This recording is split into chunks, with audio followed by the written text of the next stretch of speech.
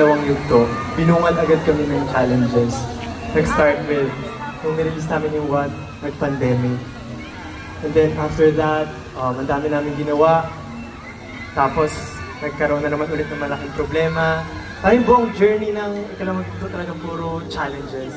But despite those challenges, binibiyayaan pa rin kami ng opportunities. Nag-viral si Mapa, nag-viral si Gento.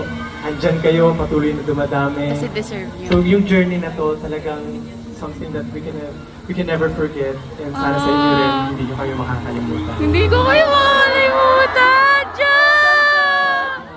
Grabe siya! Bati na sila. As a group. And Grabe siya. marami Stel! Malaki pa sa akin eh. challenges. Pero isang Mas may cleavage pa siya. Kaya yun, Natin mag-brand. Wala!